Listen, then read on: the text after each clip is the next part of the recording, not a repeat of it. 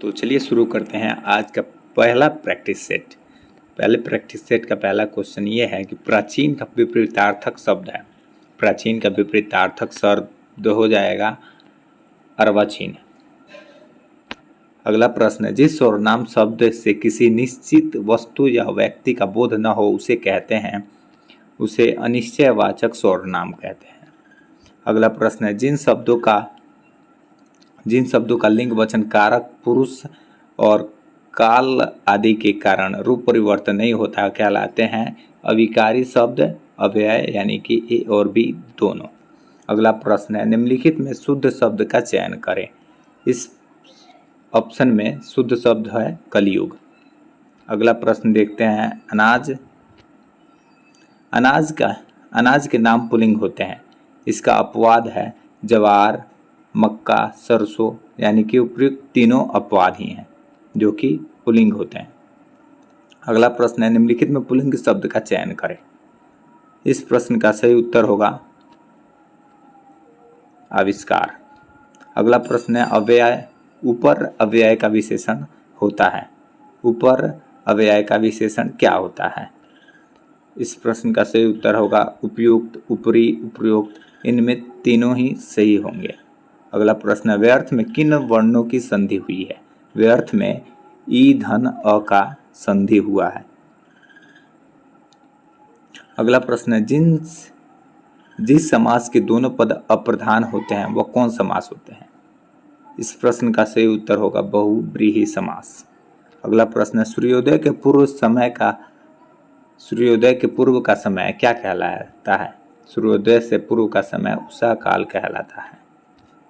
अगला प्रश्न है, पावक का पर्यायवाची शब्द है। पावक का पर्यायवाची शब्द हुतासन है। अगला प्रश्न है, the soldier rebelled dash the government. The soldier rebelled against the government.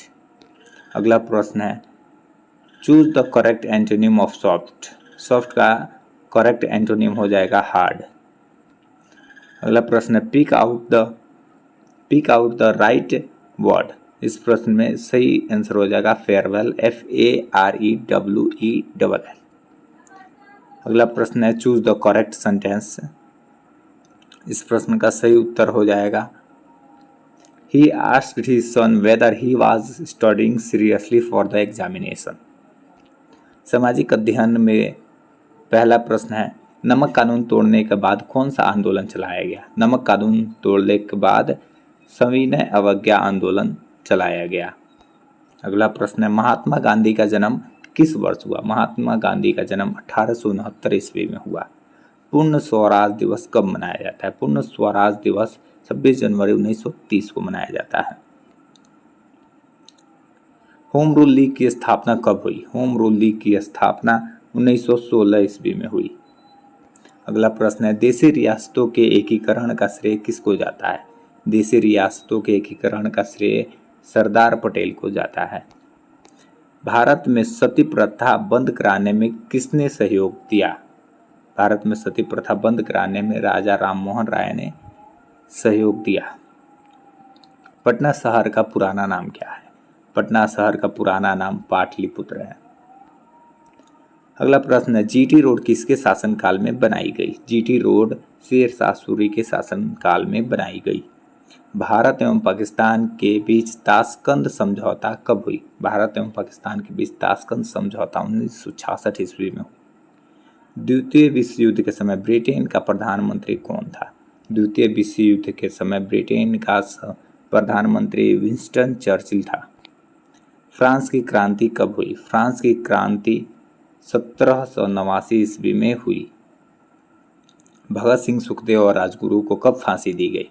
Bhagat Singh, Sukhdev और राजगुरु को मार्च 1931 में फांसी दी गई।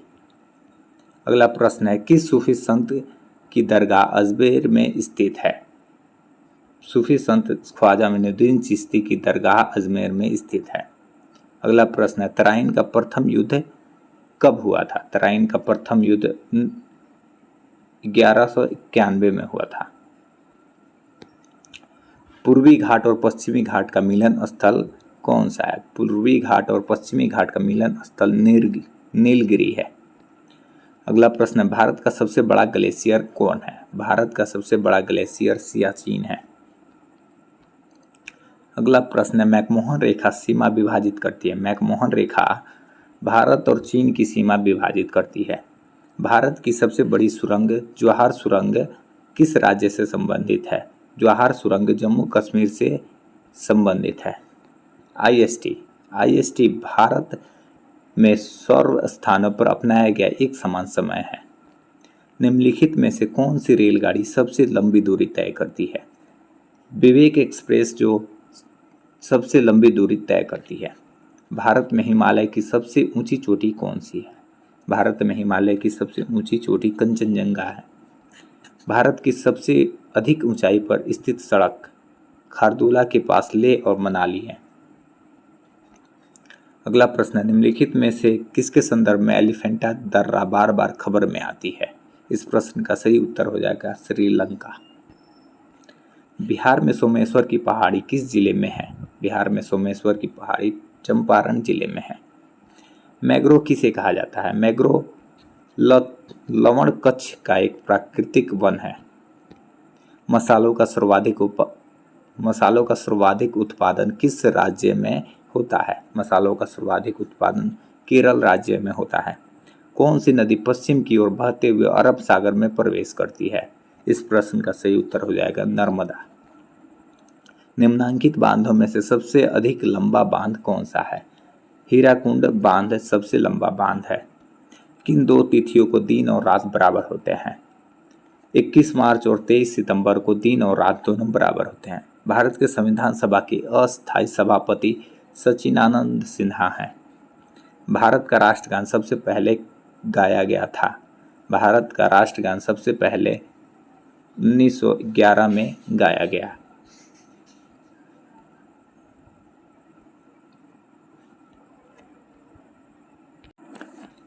प्रस्तावना का वह प्रावधान जो सभी वयस्क नागरिकों को मतदान का अधिकार प्रदान करता है गणतंत्र हो जाएगा। पाकिस्तान और बांग्लादेश भारत के अंग कब तक थे? पाकिस्तान और बांग्लादेश भारत के अंग 1947 तक थे।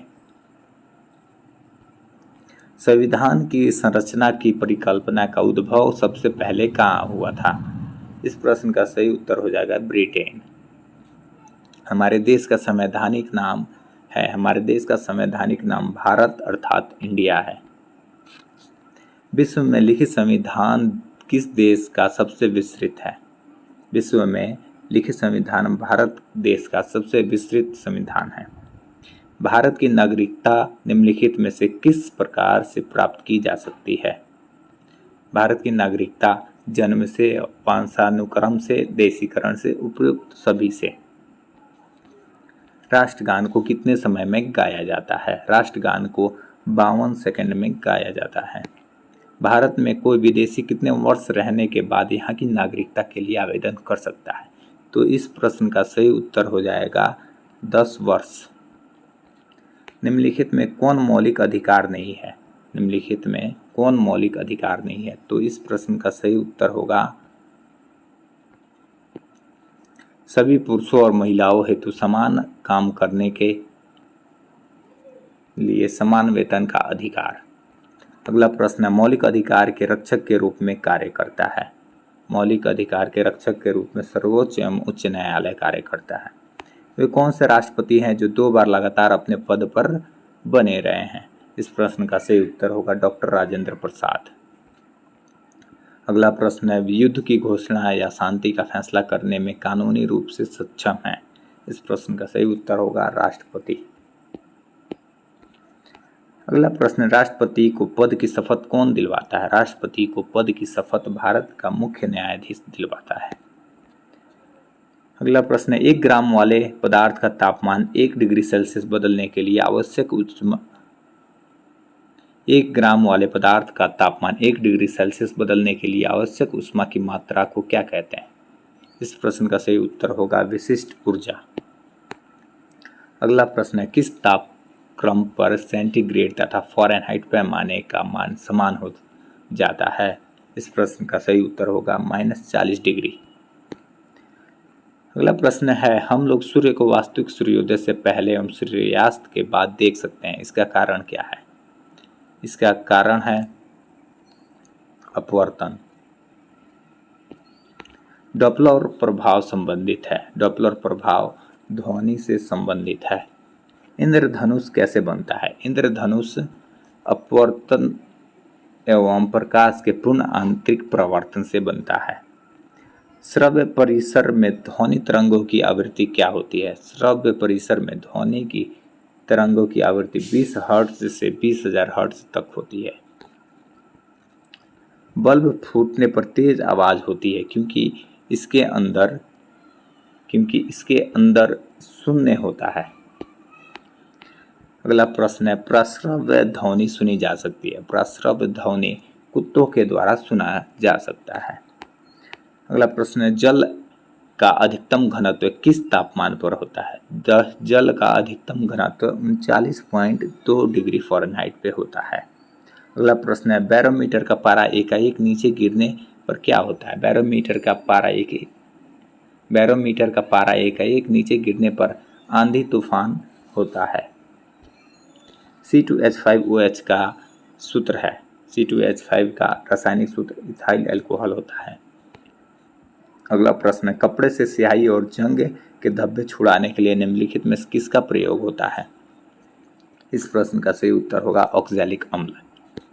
अगला प्रश्न है, परमाणु में प्रोटॉन होते हैं। परमाणु में प्रोटॉन नाभिक के भीतर होते हैं।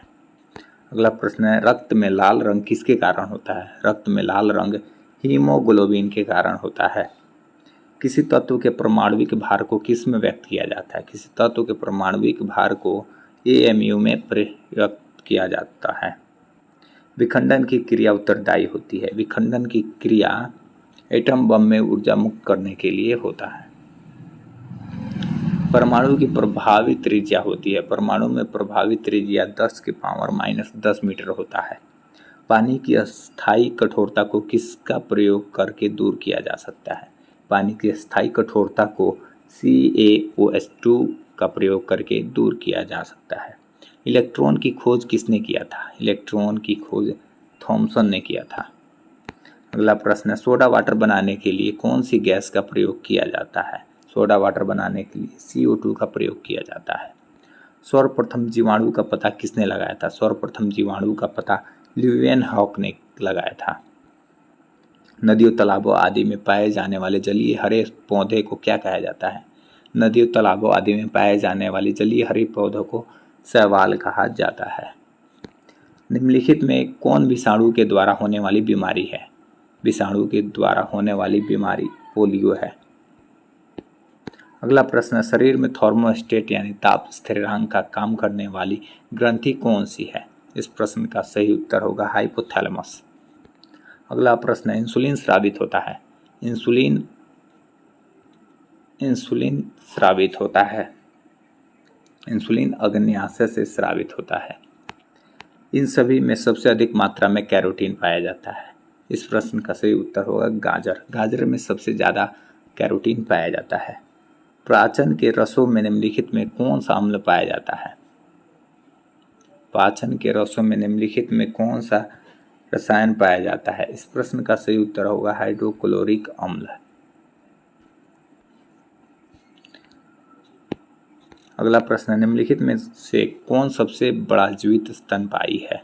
प्रश्न का सही उत्तर होगा नीली व्हेल। ग्रीन हाउस प्रभाव का तात्पर्य क्या है? ग्रीन हाउस प्रभाव का तात्पर्य है CO2 के मात्रा में वृद्धि के कारण गर्मी में बढ़ोतरी। अगला प्रश्न है और लास्ट प्रश्न है, जेली स्टार्च प्रोटीन उदाहरण है। जेली स्टार्च प्रोटीन द्रव का ठोस में विलयन का उदाहरण है। तो ये रही आज की कुछ 90 प्रश्नों का सही उत्तर। आप लोग को कैसी लगी कमेंट करके ज़रूर बताएं और वीडियो को शेयर ज़रूर करें अपने दोस्तों में।